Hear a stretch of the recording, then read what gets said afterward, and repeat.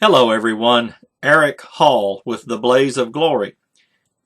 I started out here with a couple of pictures that I altered or created that suggest, with all of the subtlety of a falling grand piano, that the treasure is in Montana. I mean, we all know that it's in Montana, right? Yeah, don't shout down the messenger. Montana is the treasure state. It is the home of Gardiner's Island, Gardiner, Montana, and they do want to mine for gold in Paradise Valley, where the Yellowstone River is, coming out of Yellowstone. What better place? It's a mining state. They mine for gold, treasure. I know that many of you have seen a different image file of the dust jacket of The Thrill of the Chase. When you turn it upside down, it looks like Montana is the one with all the gold in it. And I admit, the treasure may not be in Montana. It could be in Wyoming. Well, this set of pictures has no organization, no sequence, and really no purpose. I was just looking for an excuse to put together a video of miscellaneous photographs from my 2 summers of traveling, both a mixture of searching for the Forrest Fenn treasure and just traveling doing tourist stuff. Some of the pictures that are in this sequence do relate to places I had a cursory interest in searching. There's a couple of pictures in here that are actually very near my special spot. There are others that have nothing to do with anything except that I wanted to go see them. For the couple of people who pointed out that my GoFundMe link was wrong, I have fixed that. I've gone back and fixed that in all of the videos, I think.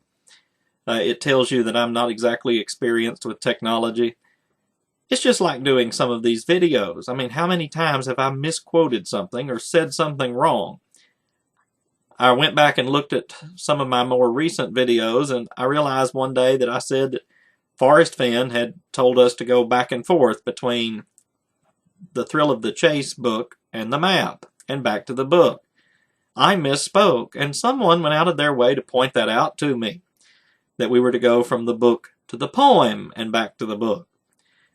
Maybe I was thinking the fact that the poem is written on the map. Oh look, I found a dimple. The earth has a bad case of dimples. I have no idea what this is for. It looks like a baby meteor impact. For those of you who have been posting comments or sending me emails telling me how stupid I am, rest assured that I will not leave your comments there, nor will I ever answer your emails.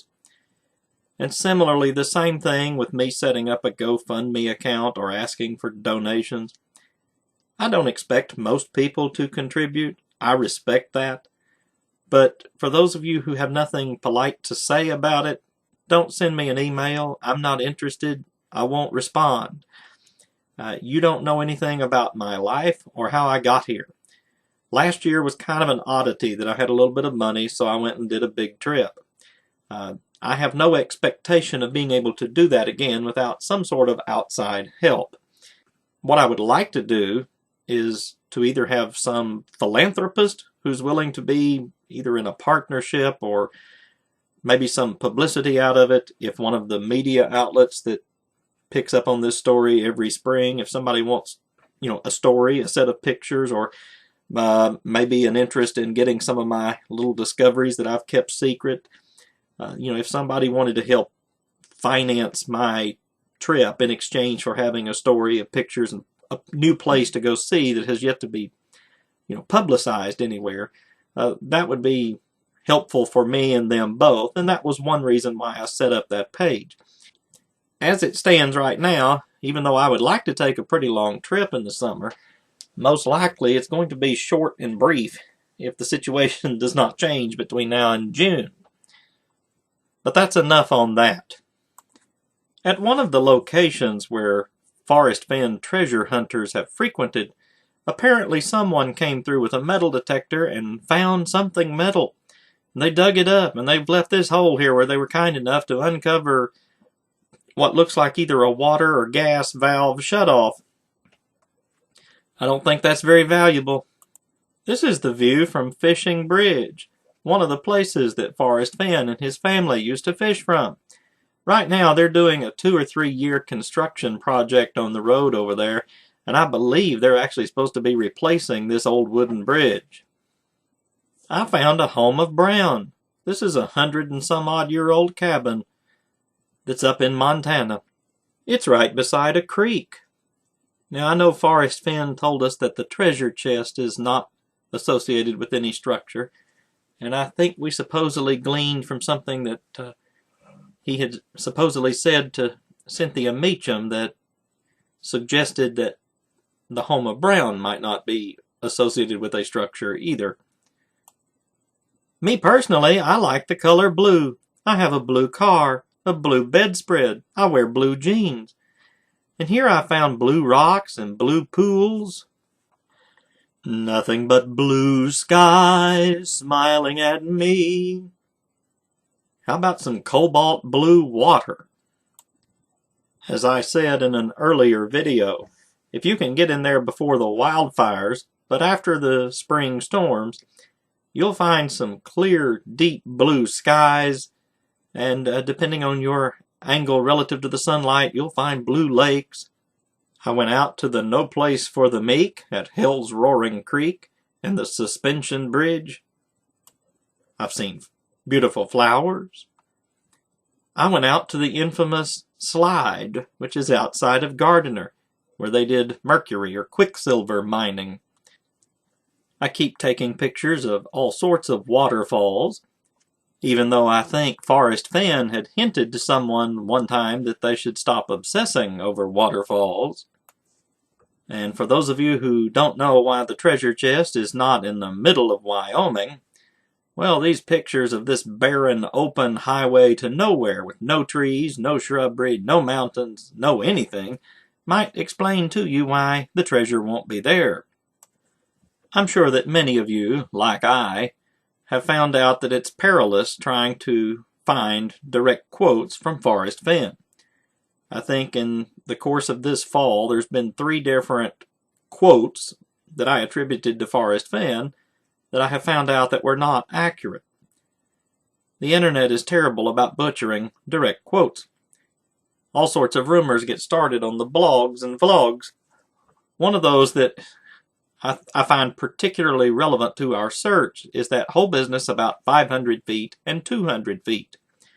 You've heard me say it in my videos, when Forrest supposedly said that people had been 500 feet from the treasure and searchers had been 200 feet from the treasure. The simple fact is, that's not accurate. In the reference of 500 feet, Forrest Fenn was talking about searchers. Yeah, I guess they were people too, but they were searchers. That was when he was telling us that people, i.e. searchers, send him emails and say where they've been looking. Well, the average tourist who knows nothing about a hidden treasure chest is not going to email Forrest and tell him where they've been. So the 500-foot and 200-foot references, they were both about searchers. So this brings us back to a smart aleck thing. It could be that both the 500 and 200 foot reference, he says within 500 feet and within 200 feet. If you're 197.5 feet from the treasure chest, you're within 200 feet and you're within 500 feet. If you take those numbers to be precisely accurate, that means we could forget about the 500 feet and say that it's been within 200 feet, that people, searchers, have been within 200 feet. I'm a little bit nervous about taking that number to be precise, because I know in the places I've been looking, it looks like it could be a little bit off from the 200, but that's just my 2 cents. How many of you remember from the video this summer where I said I was doing a recording standing on a glacier or snowpack up at Glacier National Park, and I was looking over my shoulder because there was a mountain goat looking at me? Well, here he is. He really was there. He acted like he had never seen a tourist. Because me, I tend to wander off trail, just like Forrest Fenn told us to. How many of you remember what life was like before Forrest Fenn dragged us out into the mountains on this wild goose chase? Were you like me, sitting at a desk, doing videos? Were you writing a paper? Were you reading a paper? Forrest Fenn said he wanted us to get off the couch and away from our texting machines. Well, he succeeded.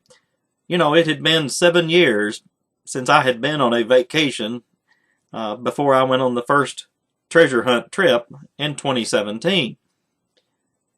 I've been out on trails that could lead you plunging to your death. I've had close encounters with wild animals with big pointy horns. I've tripped over snakes. I've seen parts of this nation that I never knew existed apart from in the National Geographic. I went up into the mountains, which is something I haven't done probably in 20 years. I went out into quiet places where there are no noisy neighbors, no shooting ranges, no barking dogs, and even places where there were no screaming children, and no automobiles. I have been to numerous places with pristine, clear, calm water, something us southern people never see. I have gone out into pristine wilderness that is still largely untouched by human hands, where there's no subdivision. Granted, there are some places where they are crowded with tourists and you could not hide a secret anything. I loaded up for bear. I took a big gun. I took 2 cans of bear spray. I went out looking for places where I could see mountains, trees, and animals and smell pine or pinyon and sage. And I found a few animals eventually. And it was like one commentator had said on one of the blogs, when you get there and you see the animals, drop your gun and pick up the camera. Take some pictures. It's our national symbol. Cue the music and play The Eagle by Waylon Jennings. Are we on this treasure hunt because we're motivated by greed? Of course we are. But there's something else. It was all about Forrest Fenn trying to get us to reconnect to nature. Remember how he lamented that there were so few places you could go in New Mexico and still see absolutely nothing. I still enjoy going up into the mountains and out into the forest and seeing nothing, especially no humans. The only thing that could make these trips more invigorating is an opportunity to wrestle with Gentle Ben, the grizzly bear, or some other animal. But I can skip that. I'd still be happy just traveling in a rural part of the country. When I went out to Dinosaur Valley National Monument, I went out early in the morning up to Harper's Point. I was out there all by myself. I walked from one end of the trail to the other and back all by myself. I stood out there in solitude and silence for 30 minutes, taking pictures and waiting for the clouds to pass. I wouldn't take anything for that in this world. I know the other Aric from EWE Productions earlier this year had gone down to Steamboat Rock, where I'm standing over, looking down from above. He had gone down there and took some pictures. I didn't go out there because I didn't have a high-clearance vehicle. But still, standing up at Harper's Point, I was mesmerized by looking at all of the rock strata. I'm still a student of freshman geology, even though that's been 25 years. I stood there and looked at all of the plateau, the rock layers, how the rocks had folded, when the erosion took place, and I walked in my mind in the sequence of geologic steps. Who would do that? The difference between Dinosaur Valley and being somewhere like Yellowstone? There's nobody out here. That's the place I like to be. So I will wax poetic again, using those famous words from Robert Frost. 2 roads diverged in a wood, and I took the road less traveled by, and that has made all the difference. I leave you now with some pictures from the old Totem Cafe, where Forrest Fenn got himself fired. I took pictures and video clips of their model train that runs around the restaurant, poking out the outside over the sidewalk and then going back inside. Well, that's all for this rambling video with no focus. Remember to click like, share, subscribe, comment, and donate.